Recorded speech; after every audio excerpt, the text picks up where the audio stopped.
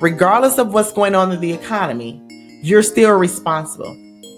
Because if you're only applying for jobs online, and like I mentioned in the last episode, 500 people are applying to that same job, and if that's your only way of deciding to put yourself out there, you're responsible for that. Because guess what? That other person may have taken some other steps to get that call back. But if you're like, I'm applying for jobs online, don't tell me that there's nothing else you can do but apply online, because that's not true. That's not true. So when we are auditing our job searching efforts, it is essential that we understand our strategies for the work. Where do we need to improve?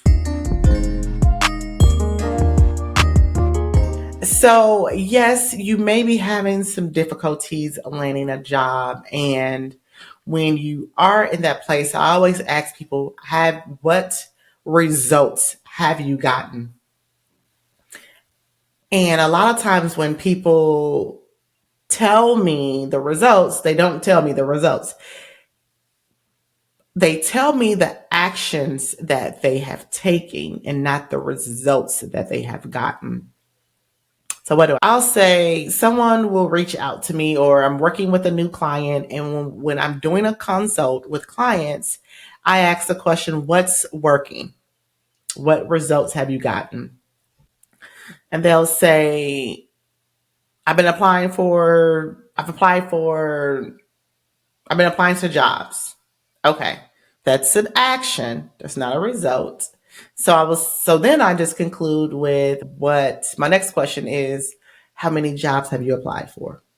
They say they don't know. How many interviews have you gotten? How many phone interviews have you gotten? 1 or 2. Second, third interviews, none. Okay. So there is a lot that most of the people who I get on a call with, they don't know already. So it is hard to audit your job search if you don't know where you've already been. Okay. So I wanted to bring this up because for me, again, I try to do an audit every day at the end of the day to say, what results have I produced today? Then I go back and look at what actions I did for the day. And it's not always easy for me to do this. And this can happen in every aspect of our lives. And so I'm going to talk about this more in detail in just a moment.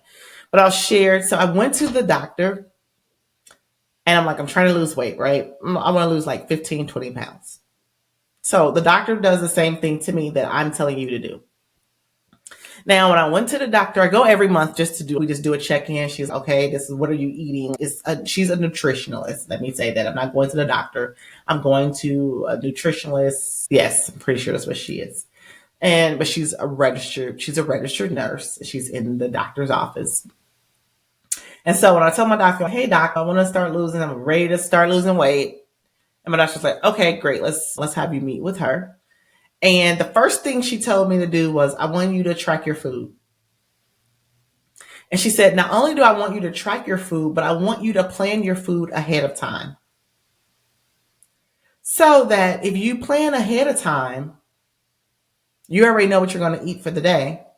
You don't have to wonder what you're going to eat. You don't have to deviate from where you're going to eat. You already know how many calories, you already know your macros, et cetera, et cetera. So when I go into the office and she says, are you writing down what you're going to eat ahead of time? And I say, no. Then I wonder why my results are what they are. That's part of the reason why, right? That is why I'm getting the actions that I'm not doing. The actions I'm either doing or the actions I'm not doing are creating the results I'm either getting or the results I'm not getting, whether it's the negative result or a positive result. So if I'm putting my food in ahead of time and I know that I'm eating what I'm supposed to eat, then when I come to her and I've wrote this down and I'm like, hey, this is what I said I was going to eat. This is what I actually ate. And these are the results. Then from there, we can say, okay, Let's add in more protein. Let's take out more carbs. Let's increase your calories. Let's do this. Let's do that. But if I'm not coming in with the results because I'm not doing the actions, then it's more difficult to decide on what to change because I'm not doing what I need to do. Does that make sense? I hope so. So again, if we have a conversation and she's okay, you know what? I told you to eat 1,400 calories.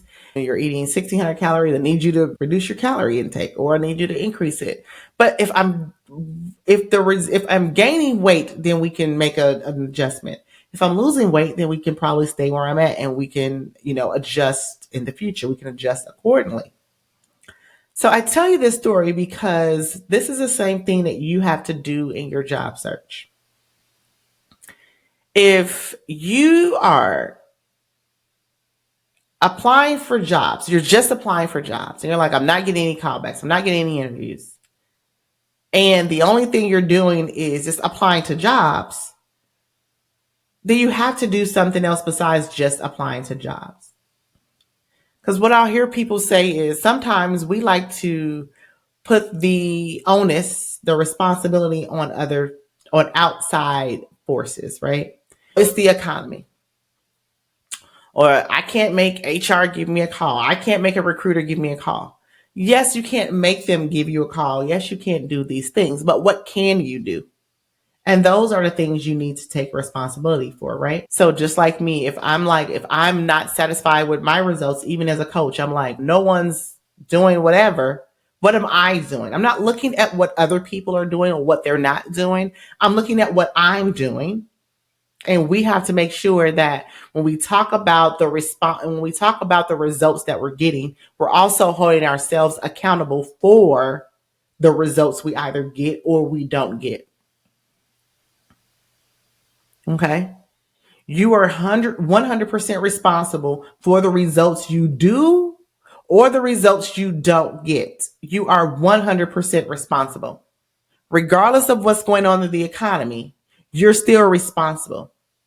Because if you're only applying for jobs online, and like I mentioned in the last episode, 500 people are applying to that same job, and if that's your only way of deciding to put yourself out there, you're responsible for that.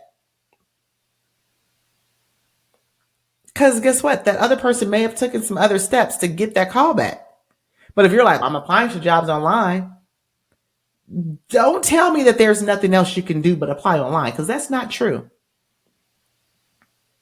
That's not true. So when we are auditing our job searching efforts, it is essential that we understand the strategies for the work. Where do we need to improve? We have to understand that. But before we even get to what we need to improve, I want to go back a little bit.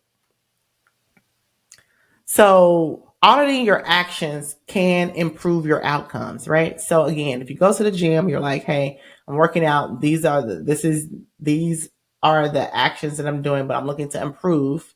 Right? I've been on 10-pound weights. It's time for me to go to 12 pounds. It's time for me to go to 15 pounds if I want to see different outcomes. If you constantly are doing the same thing over and over again, if you're constantly doing the same action, you're going to get the same result. So auditing your job search involves you doing reflection and analysis, and you have to be willing to adapt. So here are some things you can audit. Here's how you can audit your actions to get better results. The first thing you want to do is set clear objectives. Start by clearly defining the measurable goal for what you want to achieve. Understanding your end goal helps you take direct action and make sure that your actions are purposeful and intentful. So I'll give you an idea. A clear goal for you may be you want to find a job by December 30th or June 30th, 2024. If you're listening to this real time, I'm just giving us 3 months.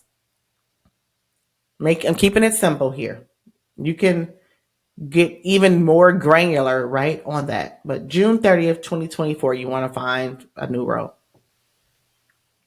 The next thing you have to do is you have to track your actions. You have to keep a detailed log of your actions as they relate to your goals. Now, I'm just talking about actions right here, but your actions create your results. Okay, so we're getting into results in a moment. You have to keep a detailed log of your actions that are related to your goal. This could be a journal, this could be a spreadsheet, this could be a digital app, but note what you did, when you did it, and the outcome of that action. So that's number 2, is tracking your actions. Number 3 is measure your results. Compare the outcome of your actions to your objectives, to your goal. Look at what the patterns that led to success were, or where there are gaps. Measuring your results can be numerical, right? They can be quantitative or qualitative. For example, your action was you submitted 5 applications, results 0 interviews. You put the dates and times in, and so forth. You know that you submitted your resume on this day, you got a no on this day. Now, when you get to the point where you have collected enough data, because if just applying for one job doesn't give us enough data, just getting one no doesn't give us enough data. If you've applied to 10 jobs and you've gotten 10 no's, now we can do something with that information. We can now take a look when I get on a call with you and you say, hey, Ebony, I've been tracking my results. So this is why I decided that I want to work with a coach. I'm tracking my results. I'm looking at my actions. I'm doing these things, and these are the results that I've gotten.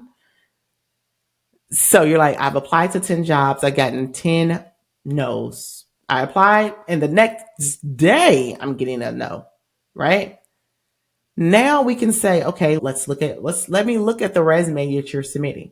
And if you're giving me the same resume for every job, then we can say, okay, maybe we should tailor. If hey, I'm tailoring my resume. I got my resume professionally done. I know how to go in and I'm changing these things on my resume. And I'm looking at 10 very similar resumes, but they're different based on the job description. You have the job description for each one. You have the resume that you submitted. Like, right, we're able to look at the details. Then we can say, okay, now we can analyze this. And now we can come up with a different hypothesis of what can be happening, what we think is happening, and then we can adjust accordingly to that. Okay. Then we want to say, okay, let's identify like your strengths and your weaknesses here. Let's analyze, let's track your outcomes. Let's see what's going well, where there are rooms for improvement. Let's pay attention to some things where there may be some challenges that are going on. So then we can see how we can yield better results. We want to learn from our mistakes. We want to embrace the failures and the setbacks that you may have had. We want to use those as learning opportunities. We want to analyze what went wrong and why without you overly being critical of yourself. This step is very crucial. We want to learn from our mistakes.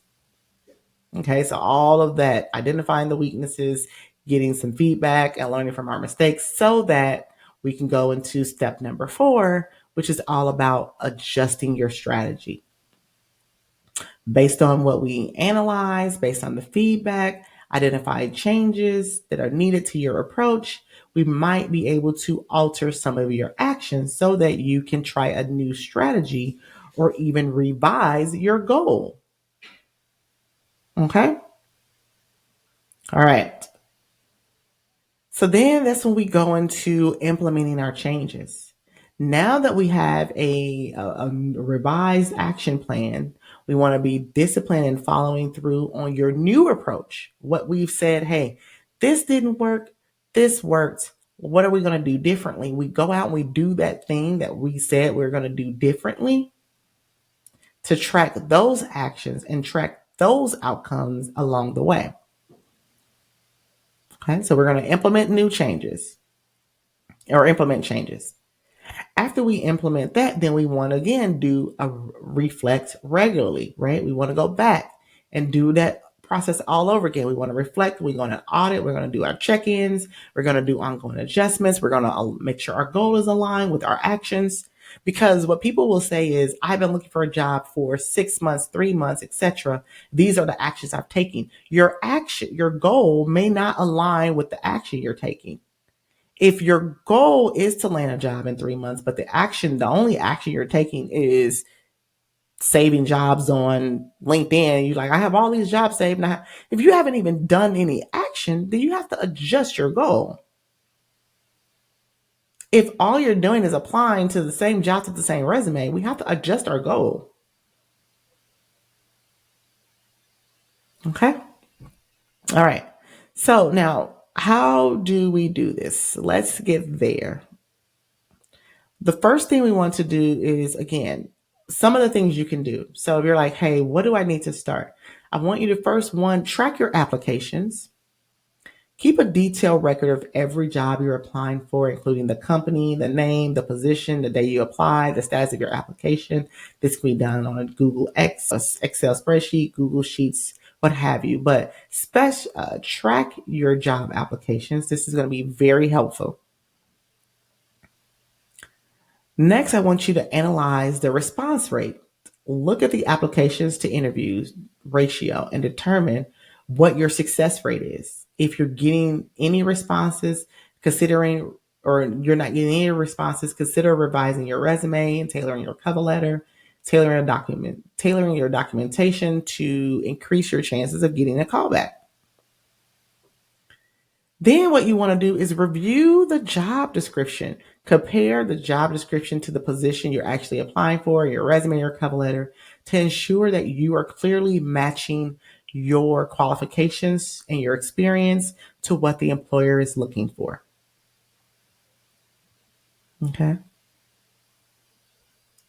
The other thing I want you to do, again, like I said, we always talk about we're just applying to jobs. What else can you do? Analyze your networking abilities and skills. Have you reflect on your networking efforts? Are you reaching out to industry professionals? Are you going to industry professional events, workshops, conferences, etc.? Are you attending relative events, either virtually or in person, where you can build relationships and opportunities that may not be publicly advertised? Have you listed a list of companies that you're actually interested in, and you're building relationships and connecting with those individuals and building relationships with those people? See, there are other things you can do besides just applying online, so that when you have a conversation with me, and so that when we talk about it, we can really look at what's working and what's not working, and then come up with a strategy that will work. The other thing you want to look at is, when you audit, think about your skills gap. Is there a skills gap in the positions you're applying for? Are you applying for positions that really you don't have the skill set for, just to be honest? If you're like, I'm an accountant and I want to go into marketing, but you haven't had marketing skills, are you applying for jobs where you're the expert? Because this is the thing, based on competition, we have to know that there are going to be people who do have that. So when we are doing this, how are we closing our skills gap? We got to make sure that we're looking at that. Okay. The other thing you want to consider is optimizing your online presence, ensuring that your LinkedIn profile is updated, that your professional profiles are up to date and they're reflective of the information that's on your resume. Many employers are going to look at your profile, and that is a part of your screening process. So you want to make sure that your online presence and your branding is in alignment with the roles and positions, resume, etc. Right? The final thing that I'll mention is, and I'll go back to applications. Maybe I mentioned a few things, but I want to make sure we mention your application, your quantity over quality. You want to make sure that you're not just, I've seen this online hundreds of times where people will mention that they've applied to 100, 200, 300, 1100 jobs. I've seen that number before. And they've gotten almost zero applications. It is a quality over quantity. So don't worry about boosting your ego and applying to 100 jobs just to beat on your chest and say, you don't get a star or a badge for applying to 100 jobs. So I want you to take a much more customized approach to your applications.